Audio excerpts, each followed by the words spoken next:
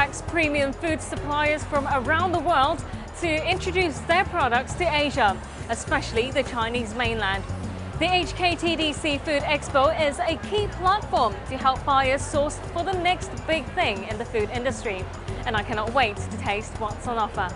Here at the Gourmet Zone, you can find Wagyu beef, abalone, oysters and truffle sauce. I'm here with Alan Young of Persia Caviar, which is featuring one of the world's rarest caviar. So Alan, tell us more about your product. Why is it so special?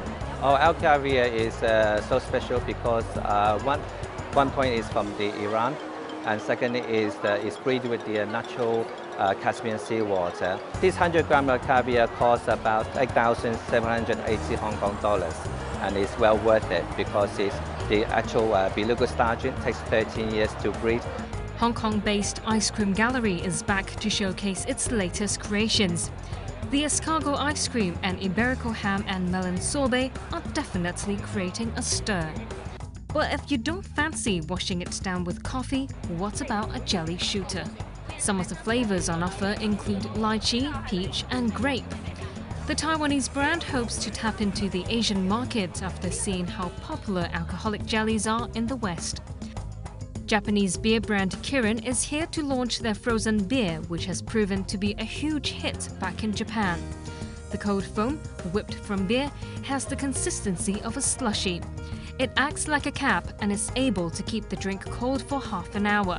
Why did your company come up with this idea of having frozen beer? Beer is good for social gathering, but sometimes the people are very fast to feel the beer is not enough cool. That's why we develop an innovative technique. The frozen foam is -5 degrees. The point is keep the beer ice cool. Kirin frozen beer just launched last year, but the result is very good. Over 1,000 outlets install this frozen machine. Hong Kong people always looking for a new product. That's why we want to bring excitement to the customer. So you think this will be very successful here? Yeah, I promise. As you can see, the Food Expo draws in huge crowds. It's hardly a surprise as there are over 1,100 exhibitors here, and most of them offer fantastic deals at the public hall. So let's check it out. Mr. Chang is probably the most passionate noodle chef you'll ever meet. His award-winning beef noodles are easy to recreate at home. Simply reheats the soup pack and pour over cooked noodles for that authentic Taiwanese taste. For something equally convenient, there's always instant Thai dessert with mangoes or durians. Mooncakes are also flying off shelves as the Mid-Autumn Festival is just around the corner. Foodies return to the Food Expo every year, and so do retailers, suppliers and wholesalers. You'll see hundreds of local and international traders here at the Trade Hall, and there are also over a dozen pavilions here. And as you can see, the Japan one is always popular. This year, Greece, Poland and Guam have set up trade pavilions here for the first time.